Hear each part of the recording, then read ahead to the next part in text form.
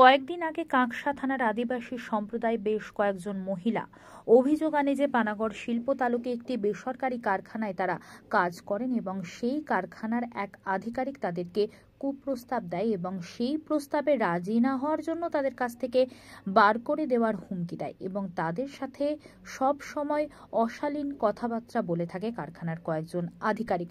সেই ঘটনার পরিপ্রেক্ষিতে আজ কাপসার বেশ কয়েকজন আদিবাসী সংগঠন কারখানার গেটের সামনে বিক্ষোভ দেখায় এবং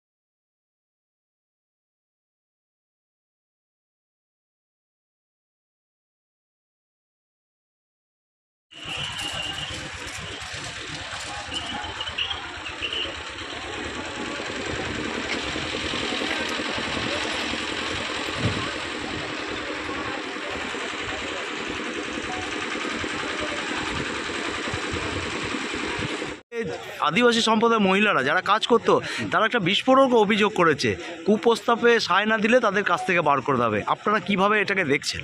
বিস্ফোরক শুধু নয়, এটা বিস্ফোরক। আমরা তো বারুদের স্তূপে বাস করছি, এটা প্রত্যেক জায়গায় এটা দেখতে পাচ্ছি। আজকে চোখ কান খোলা রাখলে আমরা দেখছি প্রত্যেকটা জায়গায় আদিবাসী হোক আদিবাসী হোক তাদের কিন্তু বলাই হচ্ছে যদি তুমি আমার সাথে ফিজিক্যাল রিলেশন মেনটেন করো, সেটা আড়ালে আবডালি হোক আর প্রকাশ্যেই হোক।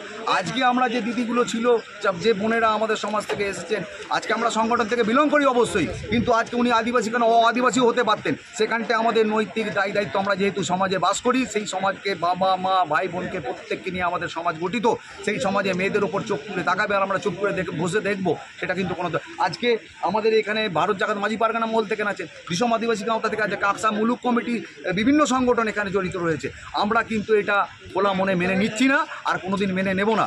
আজকে এই অবস্থা থেকেই যার ওপরে এই অভিযোগটা ছিল তাকে কিন্তু বরখাস্ত অলরেডি করা হয়ে গেছে। আমাদের গোড়াদা অলরেডি কথা দিয়েছেন আগামী 5 দিনের মধ্যে যদি আমরা এখানে তার এগেনস্টে কোনো রকম আজকে এদেরকে কাজে জয়েন করালো, সেটা বড় কথা নয়। আজকে যে অভিযোগটা যার এগেনস্টে করা হয়েছে সে কি শাস্তি পাচ্ছে আমরা কিন্তু আগামী 5 দিন দেখছি। এবং তার মধ্যে যদি সদুত্তর না পাই, কারখানা এখানে, আমরাও এখানের মানুষ। আর এই শিল্পাঞ্চল দিদিমণির মানে কি বলবো, স্বপ্নের একখানা শিল্পাঞ্চল। সেই শিল্পাঞ্চলে প্রত্যেকটা ফ্যাক্টরিতে না করে হলপ করে বলতে পারি আমাদের আদিবাসী সমাজের মায়েরা বোনেরা বা বাবারা দাদারা কাজ করে।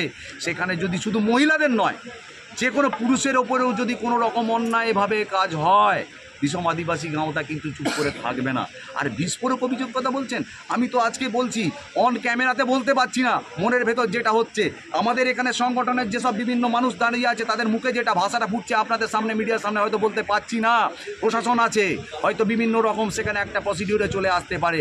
আজকে আমরা কথা বলছি, যিনি এখানে ছিলেন অথরিটি, তাকে বলছি আজকে যদি আপনার বাড়ির মানুষকে এই ধরনের কোনো একটা প্রস্তাব দেওয়া হতো, আপনি কী করতেন? আপনারা মূলত নিরাপত্তা এবং কর্ম নিশ্চিত এই দুটো দাবি রাখছেন না? নিরাপত্তা তো আগে দিতে হবে। সাপোজ দ্যাট আপনি আমার বাড়িতে আছেন, আপনার ভালো মন্দ দায়িত্ব যেমন আমার হওয়া উচিত, যেমন আপনার যারা এখানে স্টাফ আছে একটা ফ্যাক্টরি, তাদের মালিকের বা এখানে যারা সুপারভাইজার আছে তাদের দায়িত্ব সেখানে প্রত্যেকের জীবন সুরক্ষিত করা এবং কর্ম অবশ্যই সুনিশ্চিত করা। আজকে এইটা আজকের ঘটনা নয়, পেপার মিডিয়াতে আপনার মিডিয়ার বন্ধুরা করেছেন, তাই সারা দেশের মানুষ জানতে পেরেছে। এইটা জানুয়ারি মাসের 2 তারিখ থেকে ঘটনাটা ঘটছে, তার আগে থেকেও ঘটনা ঘটছে, কিন্তু ওদের বসানো হয়েছে জানুয়ারির 2 তারিখ থেকে।